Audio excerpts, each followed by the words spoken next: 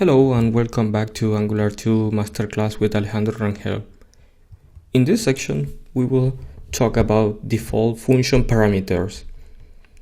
This is about when you have a function and you have to pass a value in JavaScript. Normally you have to check inside the function if this value is undefined, if this value exists, and do different logic with them to check and prevent errors in the code.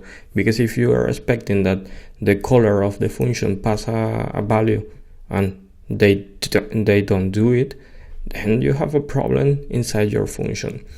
So there is a nice way in ES6 to avoid this, and it's with default function parameters. So if you call a function without passing any value, then JavaScript will grab this default value that we specify in the function signature, and then you avoid errors inside the function like undefined.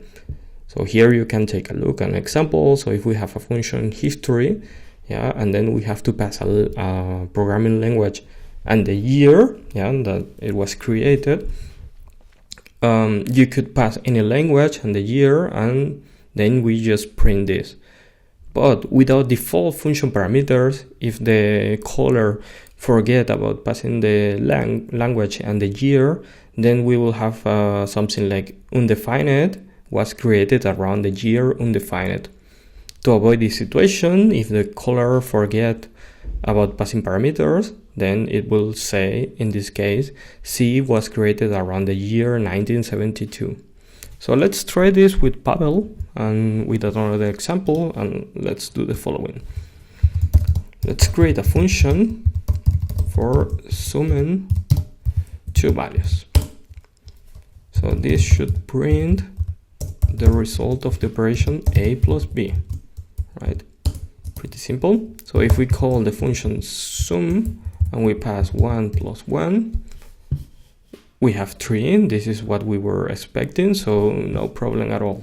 But let's say that our programmer didn't read about the documentation and he or she forgot to pass the values. Nah, it's not needed to pass values. So we have an error, or we have a null. So this is not nice, right? So a way to avoid something like this in ES6 will be specifying default parameters. So we can pass something like this. And now if we forget to pass any value, then the result of the sum is 0. And if we pass again 1 and 2, the result is 3. So this is a nice way to define default parameters. We can see here how it's implemented in ES5. Basically, we're checking the arguments, the number of elements, and then perform the sum. This, I have been playing around with this in production projects that I'm handling right now, and this is a super cool feature and avoids so many errors in JavaScript right now that hopefully we have the default parameters very soon in all browsers. So see you in the next video.